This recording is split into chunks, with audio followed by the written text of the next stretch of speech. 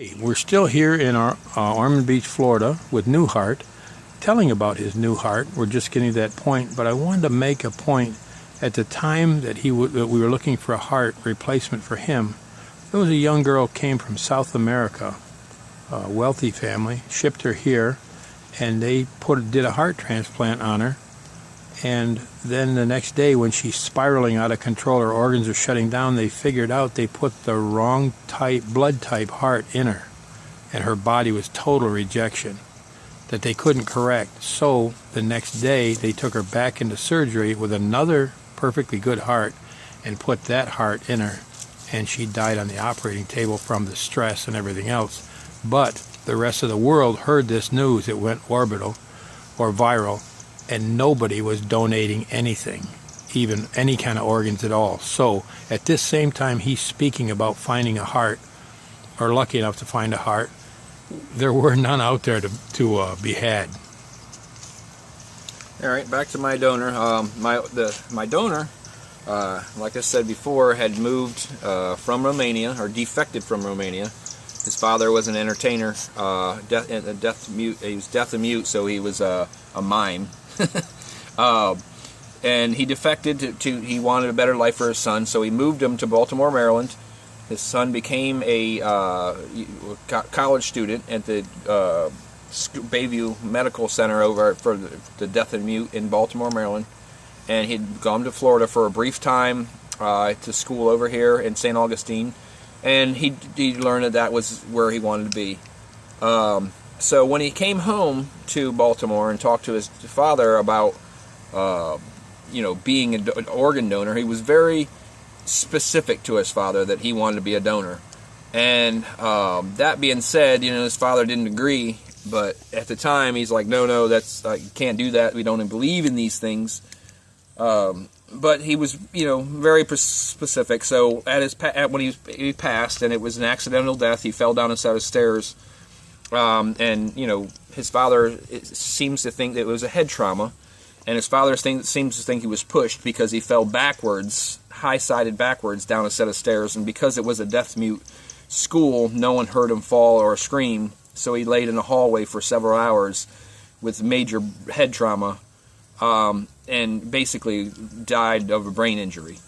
So, which is really the only way that you can be a heart donor, because the heart's the last of the organs to be harvested. So, and it's got to be in good shape. There's a lot of criteria to being to donating a heart, or being a donor of a heart.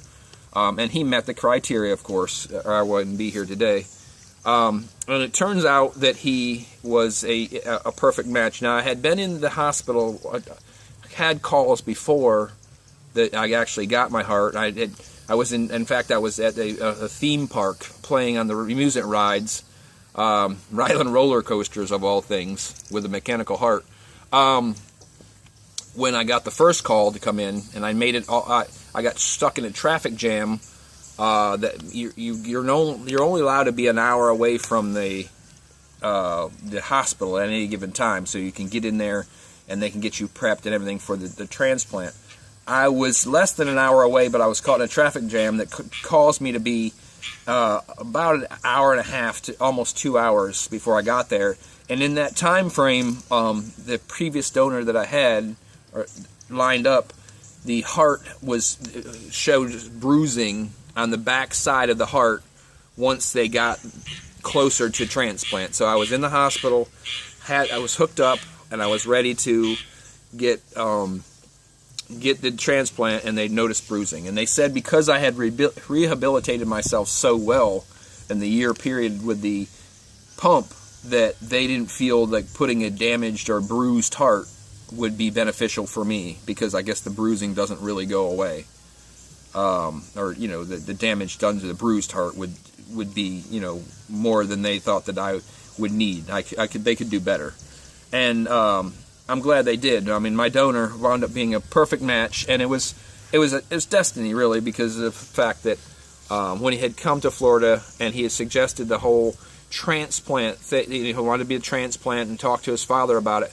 His father had one request upon donating his son's organs, and that was for his heart to stay close to home. Which I was in Baltimore. Johns Hopkins was my who was doing the care, and that was where my transplant team was. And Bayview is part of Johns Hopkins Medical Center, so that's as close to home as they could get it. And I was not at the top of the list anymore because I had the mechanical heart, and I was doing very, very well with the mechanical heart. So I was on the list, but I wasn't a primary candidate for heart. But when all these requests came in, it moved me from 23rd or something on my thing to top, because otherwise the heart could have wound up anywhere. They would have sent it anywhere. But he requested it to stay close to home, and they met his requests by leaving, and he was a full donor, so it was very important to him, just not me, a lot of people that, that worked out. And I was actually blessed to meet the father, great individual, and through discussing everything, it turns out that his son, and I had way more in common, even to the fact that we almost looked the same, which is kind of strange. Which you did. But we did. And, it was a great experience meeting him. And, he really, he'd listen to my heart. He's deaf, but he'd come and put his head on my chest and listen to the chest cavity and, things like that. It was pretty cool. So, I've been really lucky ever since. It's been, I take my medications in the morning and the nighttime, and other than that, I can really just live, a fairly normal lifestyle, let's say, I guess. Now, a question that I promised you I wouldn't ask you, which I'm about to ask you anyway, is, because I was there at the time, is what's your worst moment in life? My worst moment in life?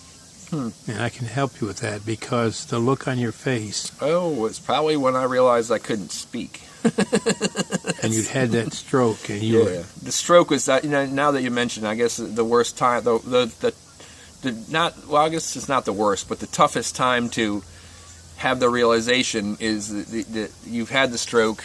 And it's painless. It doesn't hurt. I mean, it's not a painful thing. But it's painful, the fact that you're trapped inside your own body. You can't... And you're screaming to get out. You're screaming to get out, and you cannot get out. Yeah, and you want to communicate. And my kids, after having the stroke and having that fact, my kids were hilarious. They, because I had and I still have it if I'm really tired or things like that, I still stutter. But I had started to rehabilitate my speech, and I guess it was like at this point every third word or so it started like Dad would better tell you how it went, but I got to the point that I would stutter really bad. And the TV show Billy Madison was on at the time with or I think it was Billy Madison with Adam Sandler was on there, and he had that today Junior, and my kids would pull that joke on me every time. Today, Junior, because I just sit there stuttering. Yeah, that was probably the toughest, realizing that the stroke and being trapped. I think that was definitely. And being on this side of it was easy to spot when your stroke or your clot was giving you trouble, because you couldn't put prefixes or suffixes on words. Your language became very simple. So if you said like, you couldn't come up with unlike or likely or unlikely. You would just have the word like, and you'd have to piece all these words together. Yeah. When your stroke was clogging that part of your brain. The other interesting story that you didn't see is we had been 2.5 days in the hospital with you. I don't know how long it seemed for you, but it seemed like forever with us, with no sleep and very little food. Finally, you stabilized and you went to sleep. You finally got some sleep, because the hospital's impossible to sleep in. So we decided, let's go home and have something to eat and take a short nap. And we got maybe the 3 or 4 miles to your house, right to the front door, and the cell phone rings. It's the head nurse on the cardiac ward that said, "Can you come and give us a hand with this man? He's being very difficult. He's aggravated. He's impossible to deal with." And we said, "What's the problem?" They said, "Well, he's drooling all over the place. He's dragging his right arm, and his face is dropped on the right side. And we said, "You idiot, he's having a stroke." This is the head nurse. We turned the car around, and I don't remember getting to the hospital, but I know we were doing in excess of 100 miles an hour through the city of Salisbury in the middle of the night. I don't even remember getting there. We would just go, running every red light, and got there. And sure enough, there you sat with that look on your face. And we finally got you a pad and a pencil. You know, it says, "What's happening to me?" Right, Just that look. Yeah. Yeah, that's true. I think that's when we had transferred out of that hospital, and that's when I made it to Baltimore. To Johns Hopkins. Yeah, things did get better once I got to Johns Hopkins, that's for sure. How do you feel today? Oh, I mean, I can't complain. There is, I always say that everything's perfect. Life is normal because it is normal to me. I mean, there is. Every morning you wake up, as long as I wake up, then it's a good day. It doesn't matter if I'm in pain, I'm sore, or, these things. It's a good day for sure. Just to know that I have another day, and because you never know. You go to sleep and you just never know. So, I mean, I have to say I feel great. Just to be here is definitely a great experience every day. Well, Newhart, I can't thank you enough. Well, thank you. You're still my favorite person on the planet.